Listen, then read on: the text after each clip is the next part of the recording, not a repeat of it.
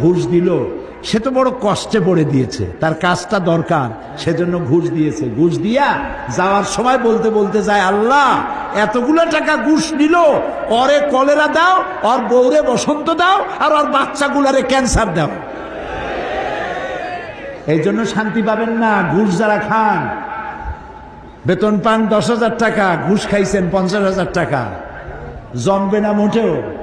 বউরে ধরবে জেনে, মাইয়েরা ধরবে ভূতে, ছেলে হবে গুন্ডা, বন্ধু থাকবে কয়েকটা হোন্ডা।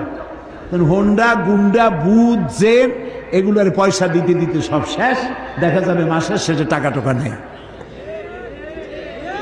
অথচ দেখেন রিক্সাওয়ালা, গরিব রিক্সাওয়ালা, ওর কিন্তু কোনো চিন্তা নাই, টেনশন নাই, কোনো পাহারাদার নাই, পিএসও নাই, এপিএসও নাই।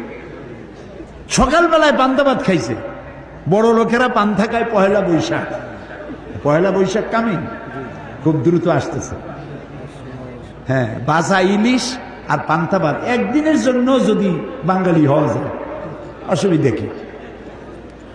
এই গরিব মানুষটি রিক্সাওয়ালা পান্তা খেয়ে বেরিয়েছে, তারপরে সারাদিন রিক্সা চালায়া বাড়ি ফিরছে। আনছে কি সাথে? একটু ডাল, তাও আবার 100 টাকার উপরে কেজি, একটু চাল। বউতে রান্না করেছে, ডাল রানছে এমন ভাবে যা দিয়ে উজু করা যায়। ডাইলের খোঁজ নাই, খালি পানি। আহা, বড় লোক, শান্তি নাই।